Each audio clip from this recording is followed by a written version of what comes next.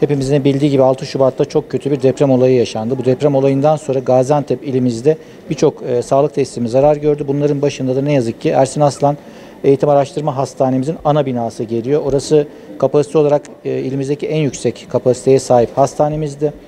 Kullanım dışı olunca bu sefer tabii biz yeni çözümler aramak zorunda hissettik kendimizi. Vatandaşımıza verdiğimiz hizmeti daha iyi hale getirmek zorundaydık. Elimizdeki hastaneler şu an kapasitelerini çok zorlayarak çalışma durumunda. Aklımıza burası geldi. Sizlerin de bildiği gibi burası bize sonradan geçen bir hastane ve bu hastanenin -2 ve -1 katları yarım kalmıştı. Yıllardan beri kullanılmıyordu ve o şekildeydi. -1 katını zamanında biz pandemi döneminde bakanlığımızdan aldığımız ödenekle yoğun bakıma çevirmiş ve insanlarımıza hizmet vermeye başlamıştık ki bu sayede pandemi döneminde özellikle yoğun bakımların yükünü azaltmış ve güzel bir hizmet sunabilmiştik.